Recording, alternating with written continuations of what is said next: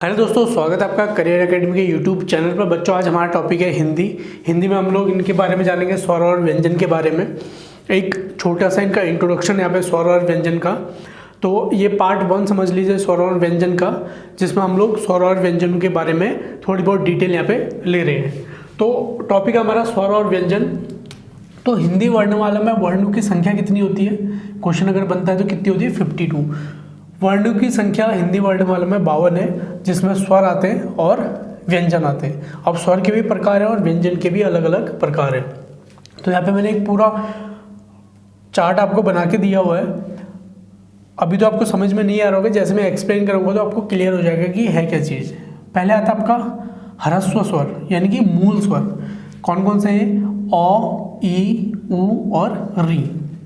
ये तो आपके क्या होते हैं? मूल स्वर होते हैं। फिर आते हैं आपके दीर्घ स्वर। दीर्घ स्वर में आता है आ, बड़ी ई, बड़ा ऊ, ए, आई, ओ और औ। ये होते हैं आपके दीर्घ स्वर। फिर होते हैं आपके संयुक्त स्वर। संयुक्त मतलब जो दो चीज़ों से मिलकर बना हो तो वो संयुक्त होते हैं। जैसे ए, आई, ओ, औ, ये क्या आपके संयुक्त स्वर है। जब अ के बाद ई आता है तो ये ए बन जाता है। जब अ के बाद ई आता है किसी वर्ण में तो वो क्या बन जाता है? वो ए बन जाता है। तो इसलिए इन्हें संयुक्त स्वर बोलते हैं, ताकि मिले जुले स्वर होते हैं, एक दूसरे से मिलके बने होते हैं। अब यहाँ पे आपका आता है अनुस्वर।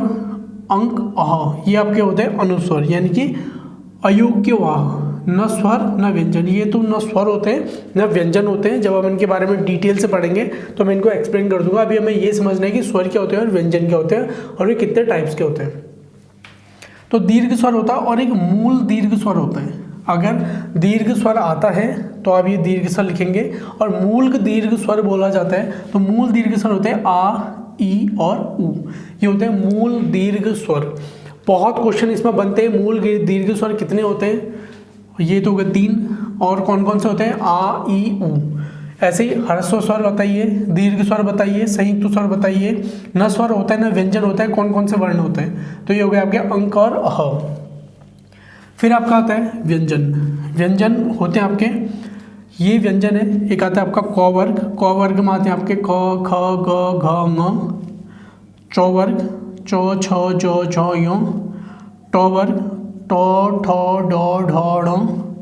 त वर्ग, त, थ, द, ध, न। प वर्ग, प, फ, ब, भ, म। ये आपके क्या होते हैं? 25 होते हैं। इन्हें क्या बोला जाता है? स्पर्श व्यंजन। स्पर्श व्यंजन। स्पर्श व्यंजनों की संख्या कितनी होती है? 25 होती है। ये लिखा हुआ है यहाँ पे स्पर्श व्यंजन। अब इसमें जो होते हैं आपके ट, ठ, ड, ढ, ढ़, ये होते हैं आपके कठोर व्यंजन। अगर आता है कि कठोर व्यंजन कौन कौन से होते हैं? ट, ठ, ड, ढ, ढ़। क्यों बोलने में आप सोच रहे, बोलने में आपको लग रहा होगा ट, ठ, ड, ढ, ढ़, इसलिए इनको क्या बोलते हैं? कठोर व्यंजन कहा जाता है। फिर आपके अगर ड के नीचे बिंदी आ जाए और ढ के नीचे बिंदी आए, ड, ढ, ये क्या बोला जाता है?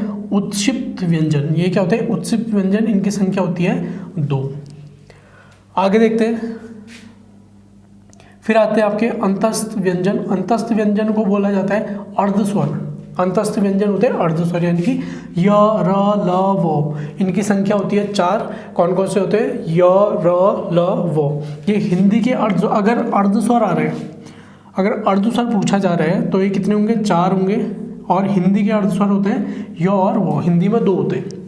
संस्कृत की बात करें तो 4 अर्धस्वर होंगे, य, र, ल, व। अगर हिंदी की बात करते हैं तो हिंदी में सिर्फ 2 अर्धस्वर होते हैं, उनकी संख्या है य और वो। तो ध्यान देना, एक संस्कृत में 4 हो जाते हैं, हिंदी में 2 होते हैं। फिर आते हैं आपके ऊष्म व्यंजन। ऊष्म व्यंजन क्या होता है? जिनमें घर्षण होता है। जैसे श, ह, श, क्या होता है? बोलने में घर्षण हो रहा है तो ये क्या होते हैं? आपके ऊष्म व्यंजन होते हैं। जैसे श, श, श और ह। तो ये भी कितने होते हैं? 4 होते हैं ऊष्म व्यंजन। फिर आता है आपका संयुक्त व्यंजन। श, त्र, ज्ञ और श्र।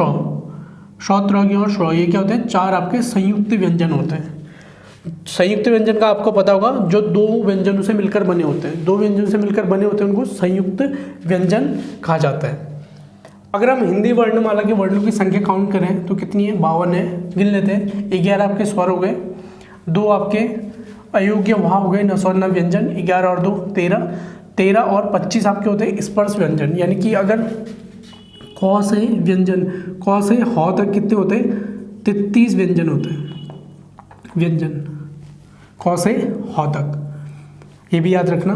11 और 2 13, और 13 और 25, 25 10 35, 36 37 38, 38 और 2 होते हैं आपके उत्क्षिप्त व्यंजन, 40 हो गए, 40 4 44, 44 4 48, 48 और 4 52, यानी कि टोटल व्यंजनों की संख्या कितनी हो गई आपकी? 52 हो गई। और कौन से होता व्यंजनों की संख्या 33 होगी।